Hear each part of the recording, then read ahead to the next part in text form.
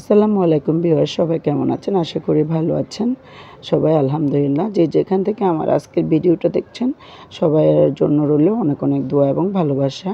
তো আজকে নতুন আরও একটা রেসিপি নিয়ে আসলাম, সেটা হলো ঢেঁড়স তরকারি মাছ দিয়ে। আর ঢেঁড়সগুলো কীভাবে আস্তা রেখে একদম আস্ত আস্ত রেখে একদম গলবে না, ভাঙবে না, সেইভাবে আমি রেসিপিটা করে দেখাবো। আশা করি আপনাদের ভালো লাগবে। ভালো লাগলে অবশ্যই ভিডিওর শুরুতে একটা লাইক দিয়ে ভিডিওটা কন্টিনিউ করবেন, আর নতুন হয়ে থাকলে চ্যানেলটা অবশ্যই সাবস্ক্রাইব করবেন।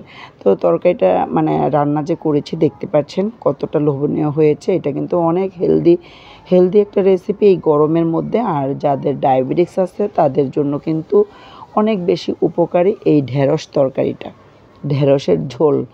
তো ভাজি থেকে কিন্তু ঝোলটা বেশি উপকারী, কারণ ভাজি করতে অনেক তেল লাগে, আর তরকারিটা রান্না করতে এত তেলের দরকার হয় না। সরি। তো তরকারিটা রান্না করার জন্য এখানে আমি রুই মাছ নিয়েছি, আর রুই মাছটা একটু ভেজে নিচ্ছি, হালকা ভেজে। তো রুই মাছটা হলুদ, মরিচ আর লবণ দিয়ে আমি ভেজে নিয়েছি। আর আমি সবসময় ভাজা মাছ দিয়ে তরকারি রান্না করি। আপনারা ইচ্ছা করলে কষিয়ে রান্না করতে পারেন, সেটা আপনাদের ব্যাপার। তো মাছগুলো ভেজে নিয়েছি। মাছগুলো ভেজে নিয়ে একই কড়াইতে আমি দিয়ে দিলাম পেঁয়াজ কুচি। আর আমি সরিষার তেল দিয়ে রান্না করি, আপনারা যে কোনো তেল দিয়ে রান্না করতে পারেন। আমি আপাতত সরিষার তেল দিয়ে রান্না করছি। তো পেঁয়াজ কুচিটা দিয়ে এখানে দিয়ে দিলাম দুটো কাঁচামরিচ কেটে। কাঁচামরিচটা কেটে দেওয়ার কারণে অনেক সুন্দর একটা ফ্লেভার আসে, আর একটু ঝাল ঝাল লাগে, স্বাদটা অনেকটা বেড়ে যায়। আপনারা এটা ট্রাই করবেন। তো দিয়ে দিলাম স্বাদ মতো লবণ। লবণটা দিয়ে পেঁয়াজটা, লবণটা আর কাঁচামরিচটা সুন্দর করে নেড়ে চেড়ে একটু ভেজে নিয়েছি। ভেজে নেওয়ার পরে এখন আমি এখানে মশলাগুলো দিয়ে দিচ্ছি এক এক করে।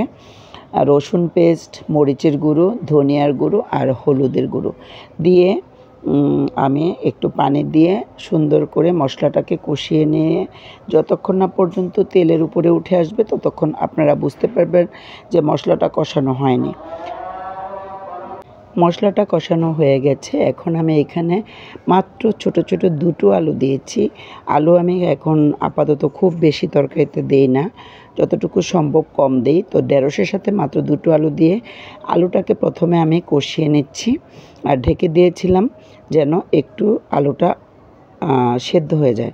তো আলুটা যখন একটু সেদ্ধ হয়ে গেছে, কষানো হয়ে গেছে, তখন আমি যে কেটে রাখা ঢেঁড়সগুলো দিয়ে দিলাম। ঢেঁড়স সবসময় আপনারা আগে ধুয়ে তারপরে কেটে, ঢেঁড়সটা আগে ধুয়ে তারপরে কেটে নেবেন, নাহলে কিন্তু বিজল বিজল একটা ভাব হয়ে যায়।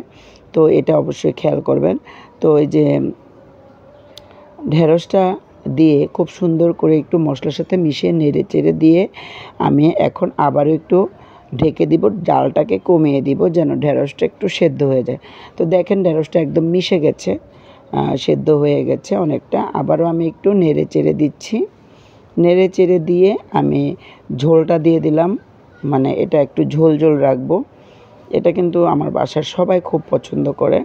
তো আপনার ভাইয়ার একটু খাওয়ার নিষেধ, কারণ ঢেঁড়সের মধ্যেও একটু বিচি থাকে। তো কিডনি রোগীদের জন্য বিচি জাতীয় জিনিস খাওয়া একদমই নিষেধ। তো তারপরও মাঝে মাঝে একটু অল্প একটু দেই, কিন্তু ডায়াবেটিক্সের জন্য খুবই উপকারী, এটা মনে রাখবেন। ঢেঁড়স রাতে ভিজিয়ে রেখে যদি পানিটা খান সকালবেলা, সেই পানিটা ডায়াবেটিক্সের জন্য অনেক বেশি উপকারী।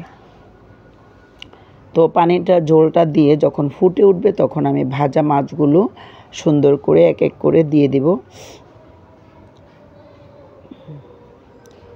ভাজা মাছটা দিয়ে আবারও একটু আমি এটাকে ঢেকে দিব একদম অল্প সময়ের জন্য। তো ঢেকে দিয়ে এই যে ঢাকনাটা আবার একটু খুলে একটু রান্নাটা করে নেব। আর দেখতে পাচ্ছেন ঢেঁড়সগুলো কিন্তু একদম আস্ত আস্ত আছে, একটুও ভাঙে নাই, গলে নাই, কিন্তু সেদ্ধ হয়েছে। তো রান্নাটা শেষ, খুবই লোভনীয় হয়েছে। দেখতে পাচ্ছেন, দেখেই বোঝা যাচ্ছে যে অনেকটা টেস্টি এবং হেলদি একটা রেসিপি। আপনারা বাসায় ট্রাই করবেন আমার এইরকমভাবে আমার রেসিপিটা। তো আজকে এই পর্যন্তই। আল্লাহ হাফিজ সবাইকে। আসসালামু আলাইকুম।